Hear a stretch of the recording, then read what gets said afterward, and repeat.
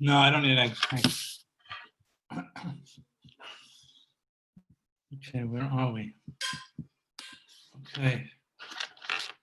Charlop Rav time.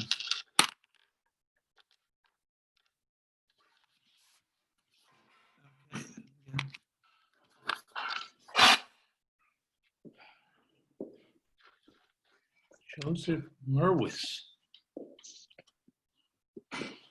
Joseph, who's Joseph Merwis? Do I know you? Do we know each other? Yes, you do. We do know each other. One second. Probably not by face, but yeah. What's that? Say again, Joseph? So yes, we do. Probably not by name, but by face. By reputation. You have a great reputation.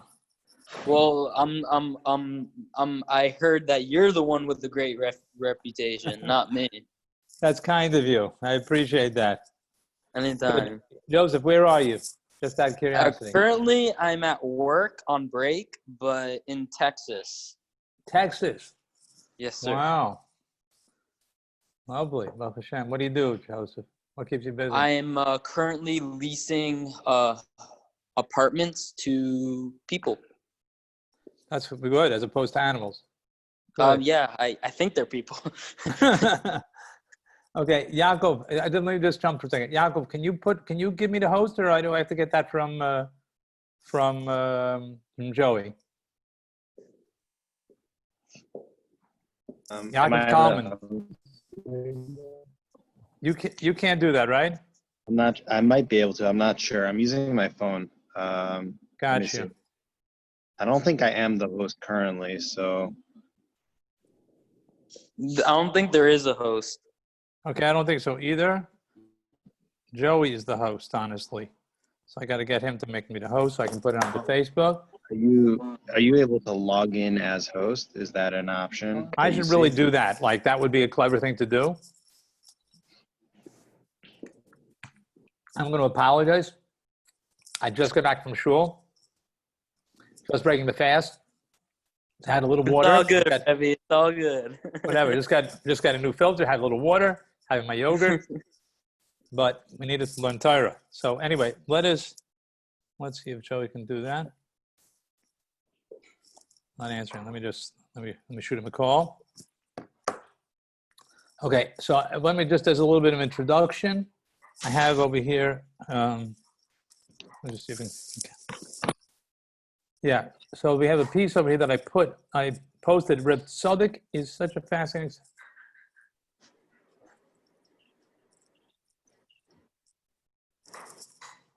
Yosef? Hi, I'm sorry. We really got to get the system together. Can you make me host? Thanks. Okay, bye. Okay, so Rav Tzadok is a fascinating statement. I just find it, I get so pulled to it that I want, like, it's something that I want to share. Rav Tzadok was, I mentioned it before, Rav Tzadok was like, there were a few super geniuses. As I'm going to talk as I'm trying to put this onto the Facebook. There were a few super geniuses, and that, like, obviously learning was like it when it came to the Jewish people, and there were certain people that were just like way out there, like the rocket shover. There were people that they just had everything at their fingertips. It says about Rav Tzadok, he knew Shas, he learned Shas when he was 8, whatever. Based on a number of, he wouldn't start as a chassid, he started as a litvak, and then through a number of interesting events, he met up with the Ishbitzer Rebbe. Ishbitzer Rebbe was well known. Just in a second. Second.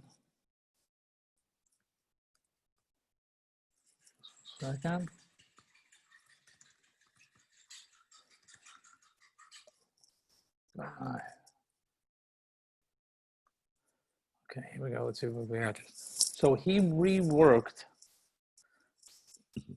like literally all of Shas, all of everything in this very profound form. So he takes Gemaras and Zohars and he puts them together in a rather fascinating way. Okay, I think we are on. Let's see what we can do here. Nope, that's not what I want. I don't want a printer. Let's see. Oh, we're on. Okay. Here we go, Rabosai. So for those of you guys looking on, that's great. If not, it's I'll just read it. It's a piece in, oh, I didn't even mark it right. That's silly of me. It's a Chav Gimel. It's in Chav Gimel. So Rav Tzadok has like little pieces, all right? These are one of the little pieces that he has over here. Now, I want to just give a little preface to this piece. There is a phrase which we are all used to, which is called, it's so random, right? You meet up with somebody, wow, it was so random, right?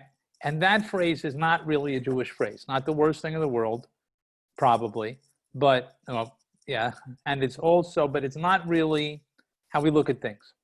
So Rav Tzadok is going to talk about a Gemara, a very famous Gemara in Shabbat, in Brachas, which talks about the different things that happen in the world and what that reflects to us on a spiritual level. So basically what he's going to tell us is that what goes on in Shemayim, what goes on in heaven, has an expression over here in this world. Yeah, maybe I'll explain something that I learned already a while ago from a sefer called Shi'urei Das by one of the great Rosh Yeshivas, Reb Bloch, from Europe. Basically, the idea is that whatever we have here is in Shemayim also. It's not like the Shemayim is going to be like some like totally strange reality. Again, it's not going to be much different than we perceive now, but we're going to perceive ourselves, we're going to perceive a body and hands. And again, I don't know what this means. I'm just telling you what the Svarim say, that we're going to perceive certain things that happen in this world. And based on what we perceive here, it also is what happens over there, right? So there's tefillin here, there's tefillin there, there's tzitzis here, there's tzitzis there, there's hands here, there are hands there, right? Chavetz Chaim says that's why we have to be careful about speech, because we have a mouth here, we have a mouth there, and if a person doesn't speak carefully, he doesn't have a mouth there, or it doesn't work. Okay, let's go into this a little bit.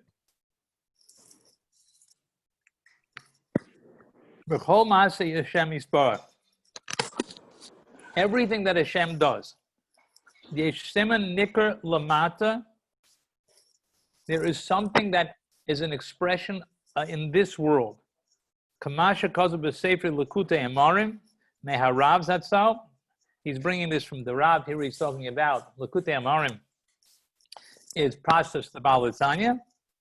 Kichistorin Shemagia Litzadik, who the Siman Lo, if something happens to the tzaddik, right, that he loses something or something negative happens to him, it's, and Pasha is positive too, it's Siman Lo Sheyeda She'osa Chisoren B'Shchina Kiviyochel. It's a hint to him that Hashem is also lacking something, right? If something happens to him and it's sad and he's whatever, there's a siman to him that the Shechina is also lacking. So if something negative happens to a child or whatever, it's a reflect, and the tzaddik takes it like that. He doesn't take it like, oh, this is just my story. He takes it that there's something going on in the higher world and it's being reflected to me in my world. Now, that would be a wonderful way and a tremendously spiritually sensitive way of dealing with life if we were to relate to the world like that, that as whatever is happening here is not just happening here, and what is happening to us on an individual level is happening on a much larger level, right? So we want to realize that that which happens is much more expansive. Let's say again, I don't know what corona means here, and I don't know what it means there, but it means that there's something happening in Shemayim that is unsettled, right? In the same way that we are all unsettled and not sure what's going to be and how is this all going to work out, et cetera, et cetera. So there's something unsettled, so to speak, in Shemayim. There's something, there's, not everything is well, not just down here. Okay, as he says elsewhere, V'zeo al kol Mishmar Shoeg. Now, that's what the Gemara says in Brachas, that there are 3 times in the night where there are different expressions of the Mishmar, of the different parts of what is going on in heaven, in Shemayim, right?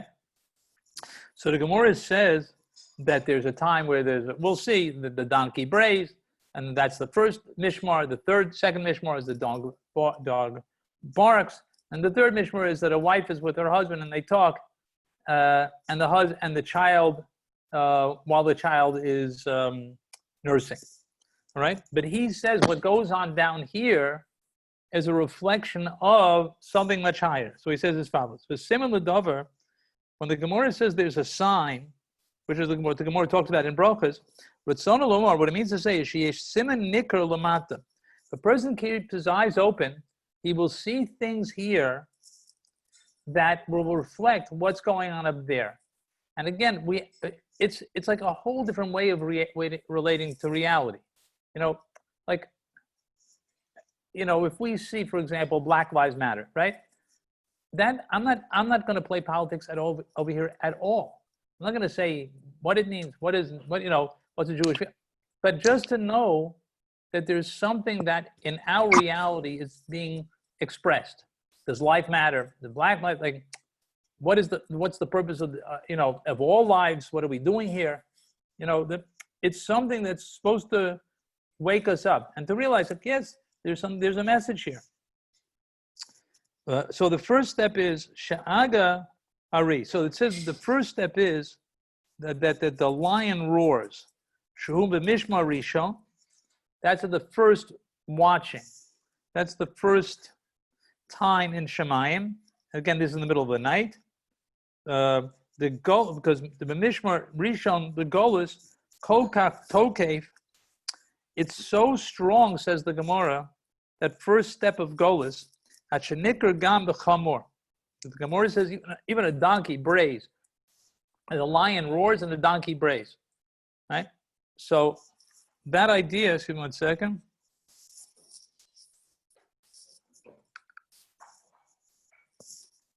Sorry. Sorry, it's not good for the public, the viewing audience. But I'm a little hungry after the fast. Anyway, so shehubiria pechusa biyoser, even a donkey, extremely physical, right? But it's very, very low. Even so, it can be felt in the most physical of places, the distance that we feel between ourselves and Hashem. Kamosha omrum, ama damar lechamor. It says there are certain nations, Yishmael, right? That they're like an ama damar lechamor. They're like a donkey. Kamosha omrum babakama kriyach kamor. I don't know what this Gemara is referring to. I have to apologize. All right. So this is talking about that when you and I hear a donkey bray, we don't think too much about it. But when Chazal hear a donkey, they say that represents something. There's some sort of crying out, lion cries, the donkey brays. It means even on the physical level, even a chamor, even the nations that are like donkeys.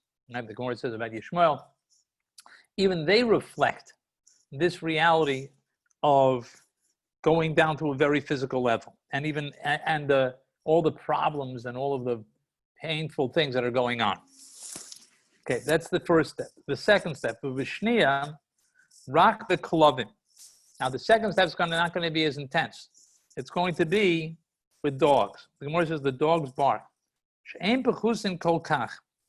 They're not so low. The dogs aren't considered so low in Judaism as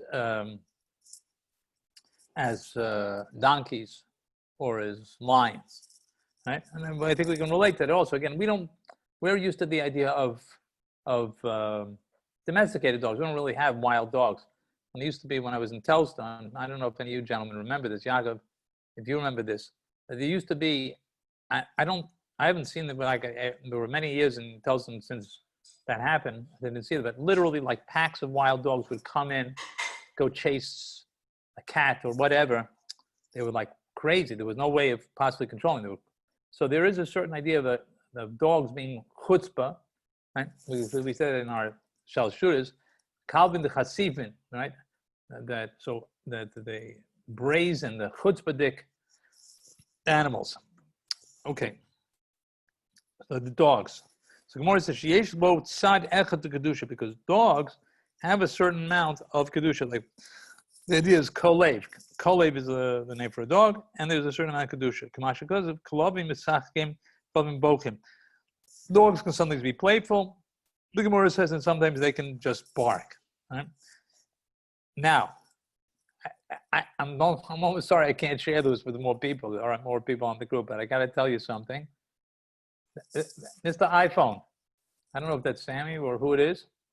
Try to stay plugged in for this one. Yaakov, you're gonna have food for thought. All right, Moshe, you got food for thought. Rav Tzadok says. I'm with you. Great. Rav Tzadok says that a kelev, which is the second mishmar, they're barking. It means we're still in Golus. There's still exile, but not as intense. And he says there's a certain idea of a kelev being even kaddish. So he says not kaddish, but it means there's a tzad kedusha. There's an aspect of kedusha, and he says the kelev, the gematria Eliyahu. The word kelev, which is chaf 20, lamed 30, 50, the base is 52, and Eliyahu is obviously lamed and hey is lamed and yud is 40. A hey and above is 51, 52. Now, if that's not food for thought, I don't know what is. That Eliyahu and Kelev are the same gematria. As we know, same numerical values obviously mean there's some deep connection. What does it mean? Like, what was that? So he says, Klavim is, and he says, he brings from the Yavitz, Kiyesh Ozus to Kedusha. There's certain concepts of Azus to Kedusha means a chutzpah, which is Kaddish. It means we're going to use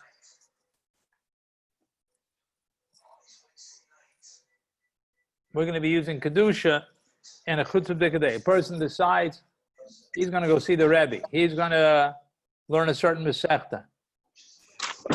Yeah, Joseph, I'm so glad you came back, because Texas needs to know about this gematria.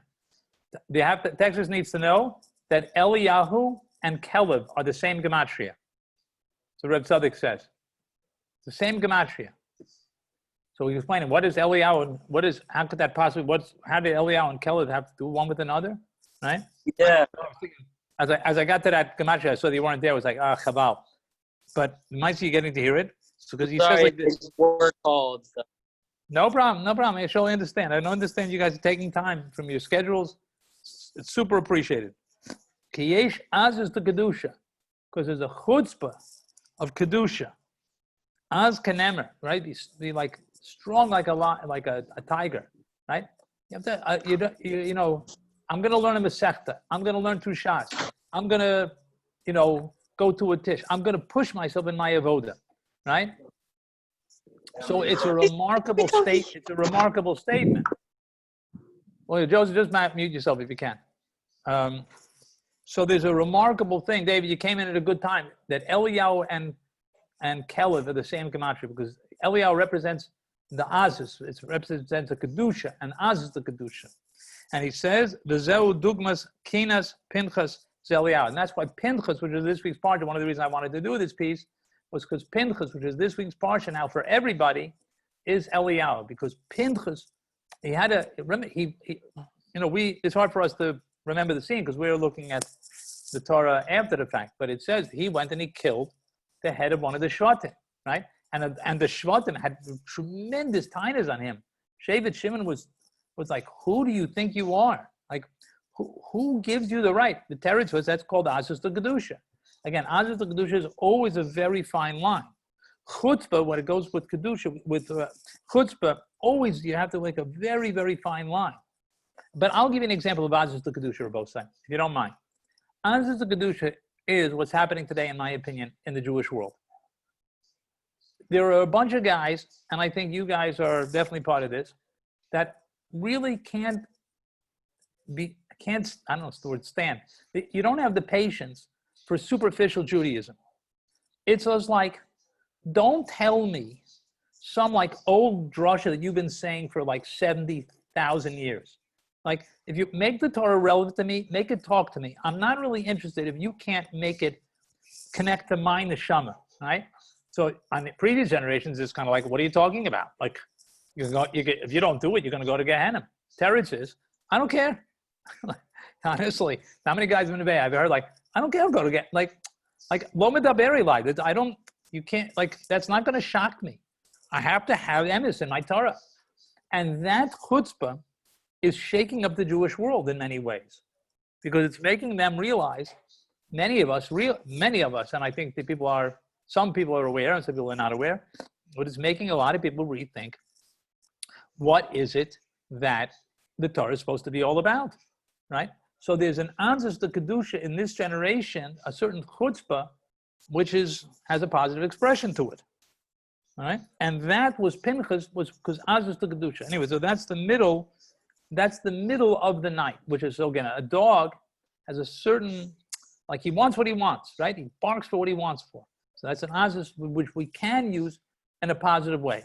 So, and again, it has to be done with we have to be done gently. So when we're standing up for what we think is right in Yiddishkeit, right? It has to be done with a lot of respect. But on the other hand, we have to stand strong. It's just like, no, a Yiddishkeit, which is just flat and not talking to us, we're not okay with. You know, all of you all you people that are the rabbis and the people in charge, you gotta talk to us. You gotta relate to a different generation. Okay. And then he says, now we're going to get further into our stages of what's going on at night. Then, David, you know this Gemara, the Gemara in Baruch is about the different things that happen at night and how that reflects what's going down here, what reflects going out up there. And in general, Rav Tzadok says, whatever happens down here is a reflection of something upstairs. And the Gemara and he says, so the Gemara says there's actually a question whether there's 3 mishmaros, there's 3 different sections of the night, or 4 different sections of the night.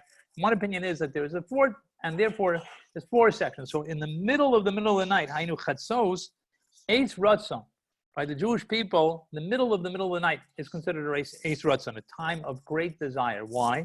That's why there are a lot of lovely people that do Tikkun Chatzos. Obviously, a lot of Breslovers, a lot of Svardim. It's a big inyan. I don't feel like I've been Zoka to do that, but it's a very, very big thing. And he explains why. He says, the Gemara says, Kamash goes with Yevamis, the Gemara in Yevamis, on base, says that Chatzos and Eis Ratzon. L'kach hasimin klavim tzokim, that's why the dogs are barking. Hainu aramis kol simcha. I mean, they're all excited. The dogs are excited. Again, we don't hear this with our ears. Right?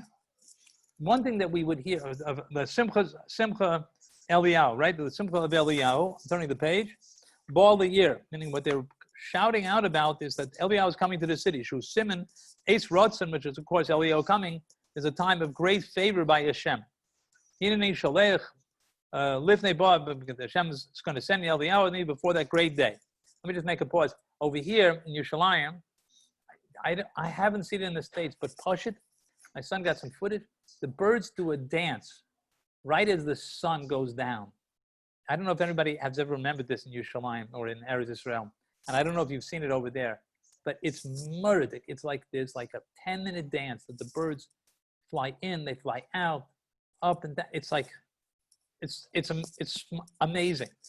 So again, there's a time. So when they're like singing a song, and the dogs barking are like, there's an excitement, right? There's an azus that we talked about with dogs barking, but there's also an excitement that they have. Because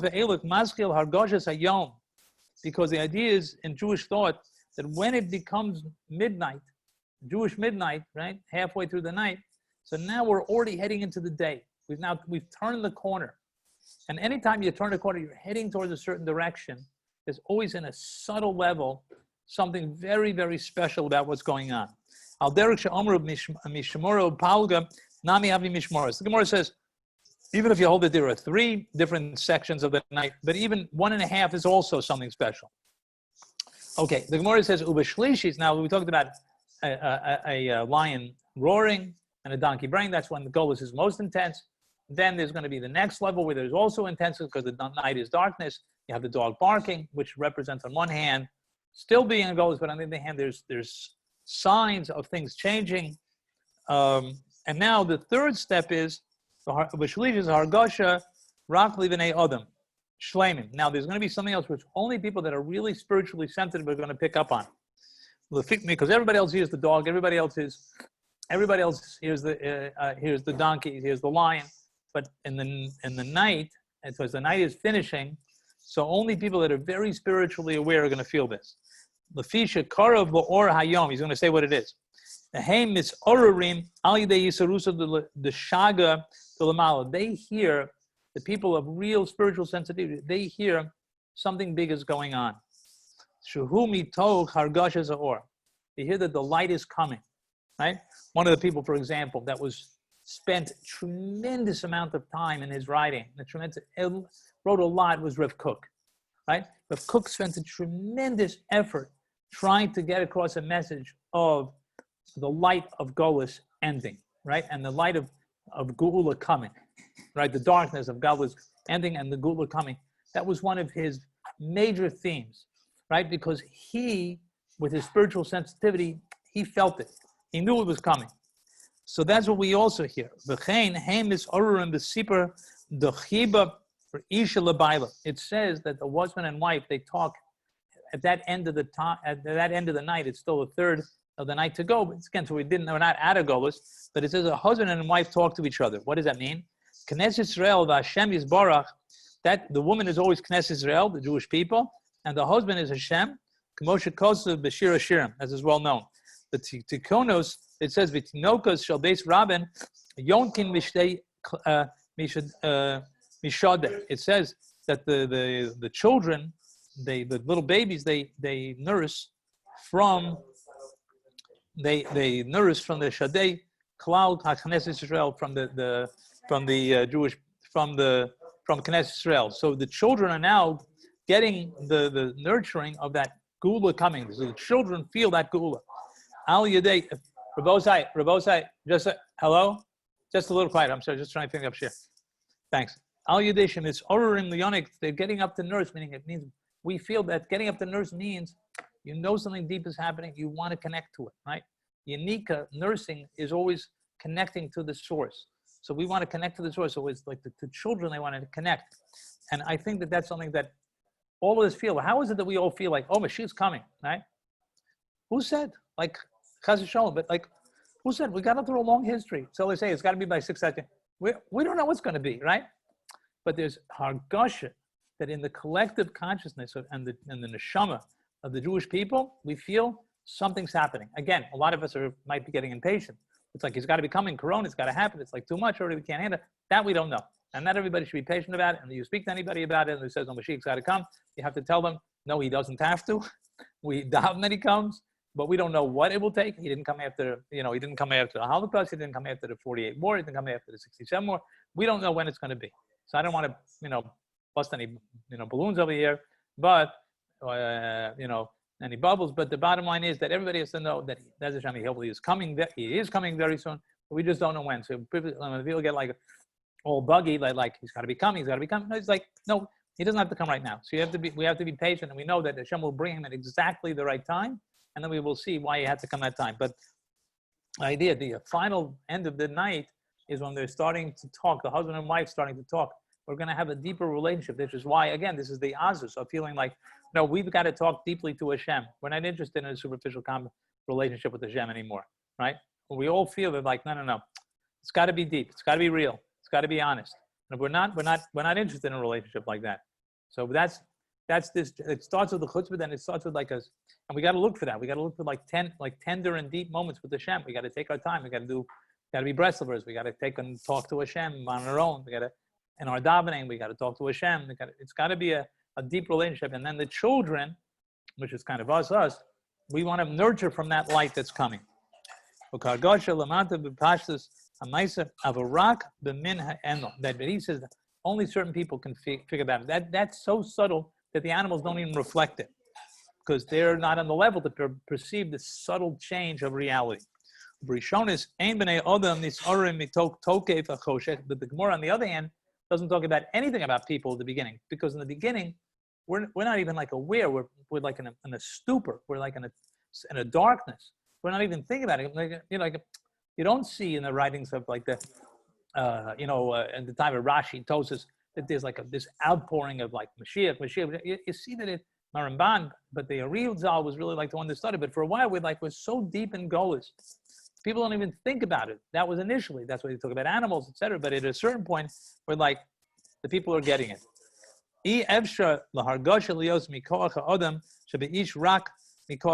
Because initially it's so physical, we can't even connect to it. Anyway, so B'Kitzur, this piece is a short piece, but a very fascinating piece.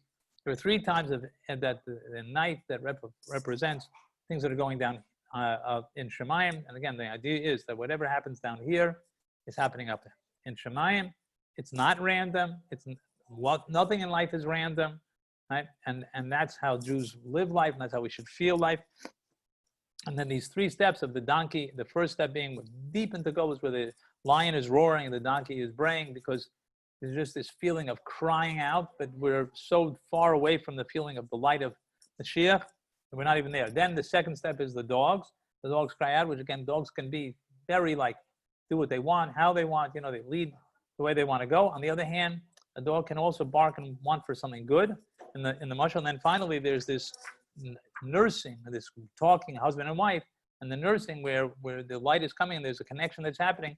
Again, that's initially about the tzaddikim, and then it comes even to the children, even into us, that we feel that connection also. Gentlemen, thank you very much. Really a treat. Thank you so much, Rabbi. Okay, very good. Have a great Shabbos. You too. And Shabbos, Rabbi. Okay, take care. Okay, go to. Bye.